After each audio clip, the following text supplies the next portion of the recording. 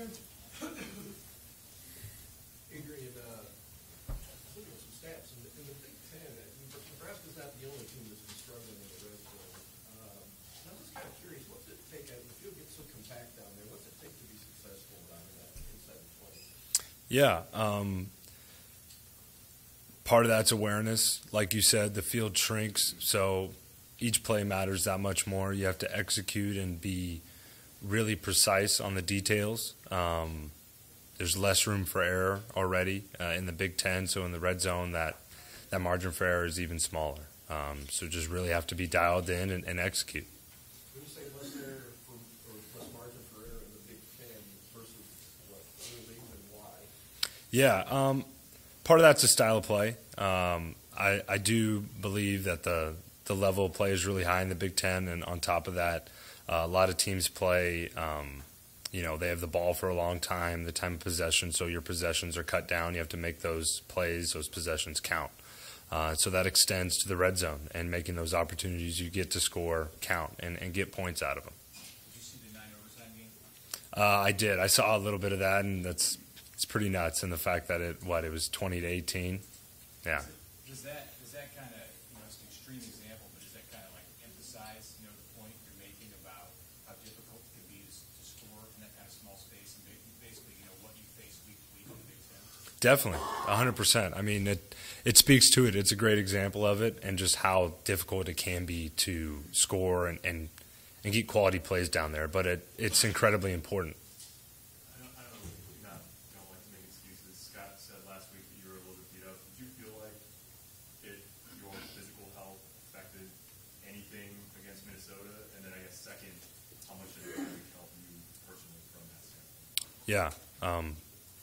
I definitely wasn't 100%, but you rarely are in football, right? So there's no excuse to not play at the level that I'm accustomed to playing and want to play at.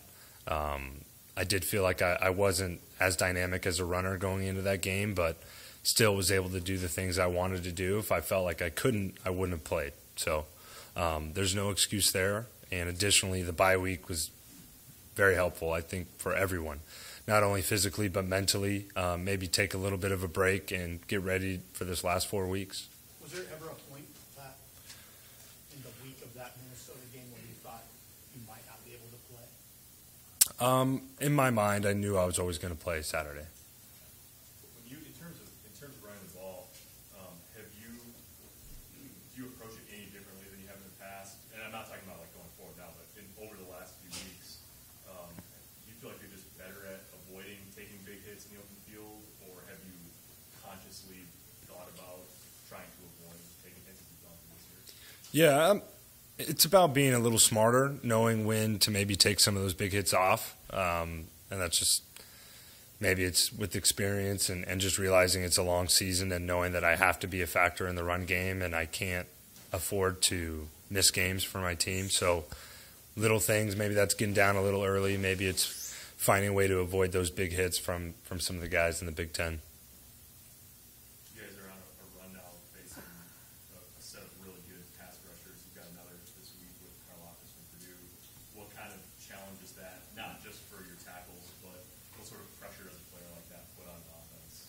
Yeah, I will say, you sort of mentioned it, that this is another week of having a dynamic edge rusher, and that's sort of the Big Ten. It's a part of this league. It's a part of what we face week in and week out. So we played special players like that before, and it's no different this week. We're going to have to attack him, attack their defense, and really be able to execute. He's a really good player, and he has an incredibly high motor. So just attacking it and realizing where he's at on the field. Coach, you talked about fighting for inches, so close, one last inch. When you think about him saying that, I'm sure he said it to you guys too, what kinds of things flash in your mind about what's important getting that last inch? Yeah. Well, it's about every play. We've had a couple big moments where there was one play that stood out that may have seemed as if it lost us the game, but it's the plays leading up to that, and each play matters. That's sort of how I take it. When it's 1st and 10, fight for that extra yard to make it 2nd and 3 instead of 4. When it's third down, fight for the first down, goal line, whatever it may be, fighting for those extra yards could make a big difference on the next play. When you're a leader, how hard is it to maintain patience and belief that the team's going to come around the corner and being impatient and urgent because the season's running out and there's only 4 games left? How do you find that line? Is it sometimes hard to go it? Yeah, you need to always have a sense of urgency, and we haven't lost that. We've had that at the beginning of the year, and we have it right now.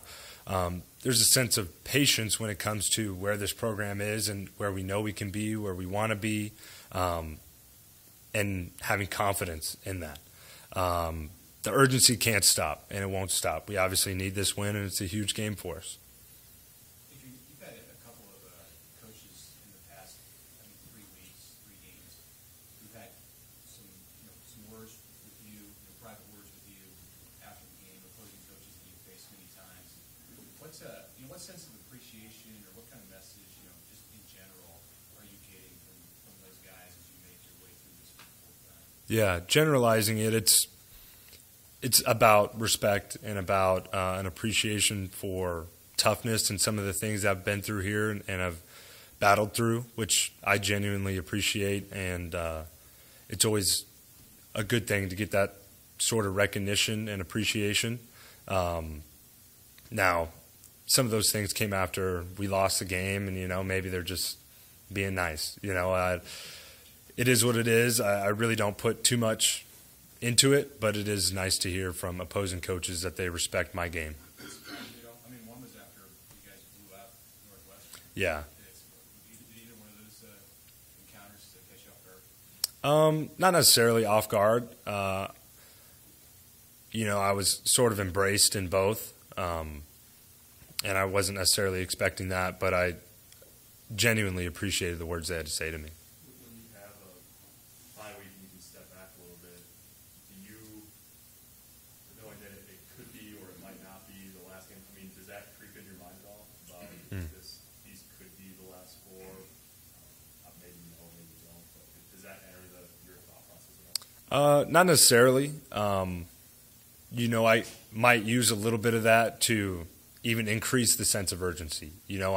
Like I alluded to earlier, it's really important to emphasize that with our team, with myself. Now, I'm not necessarily thinking about the bigger picture and what that could all mean, whatever it is. The focus has to be on this week. But, yeah, hey, what if it's sort of football. You never know when it's your last snap, your last game. So taking that approach, a little bit of that as well, just having that sense of urgency and really appreciation for where I'm at and making sure to enjoy the moment. So you're going to postpone any decision-making about that till after the season, or have you already decided? 100% that's after the season. There are too many things that are way more important than that right now. Adrian, you guys have like a team meeting with coaches, whatever. What's the sense amongst the players itself? You guys talk bowl much, or obviously you can't get to a bowl without Purdue, but can you talk big picture now that you've had a week to do that? No, I don't think we're in a position to do that personally. We can't afford to have any attention on anything else besides Purdue. We need this win, and ultimately, if we want to go to a bowl game, we need to beat Purdue. So simple as that for us, all attention on Purdue.